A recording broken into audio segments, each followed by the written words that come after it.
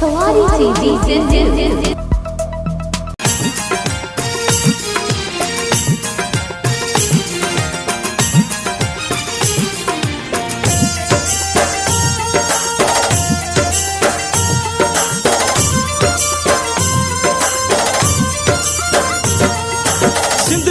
अस्सलाम वालेकुम, कलादी सिंध न्यूज़ में भली कार नाज़रीन। जी त असांखे घोटकी मां रिपोर्ट करे रहिया आहे याकत अली बाज़ार। जी याकत अली बाज़ार, छा अपडेट आहिनि?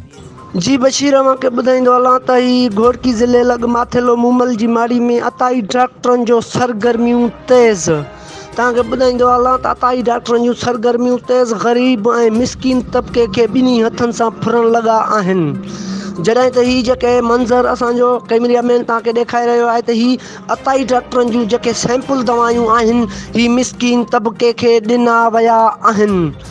डॉक्टर तारिक काज़ी पारां ही मिसकिन ख़ानदान ॻोठ अरबाब कलादी जे रहाकू ऐं नासूम ॿारड़ी खे ही सैंपल दवायूं ॾेई खेसि 3500 रुपया फुरे वरिता। जॾहिं त ख़बर पवण ते सोशल मीडिया ऐं कलादी न्यूज़ जो टीम उते पहुतो त खेसि फुटेज हथ उन दवाउनि जा जेके शीशियूं बि हथ कयूं वयूं आहिनि। सैंपलनि मां रक़म ड्राथल नज़र अची रहियो आहे। तव्हांखे बशीर ॿुधाईंदो हलां त ही मिसकिन ख़ानदाननि खे ॿिन्ही हथनि सां लुटे रहिया आहिनि।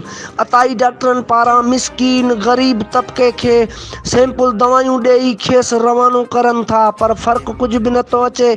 ॿारनि जो दाव ज़िंदगी दाव ते लॻल आहे, पर असांजे हिन इदारनि खे घुर्जे त अताई डॉक्टरनि ख़िलाफ़ कार्रवाई करे माथेलो मूमल माड़ी जे डॉक्टरनि जूं दुकाना सील करे खेसि उन्हनि मथां FIR दाख़िल कयो वञे। जी वॾी महिरबानी याकत अली बाज़ार अपडेट ॾियण जी। जी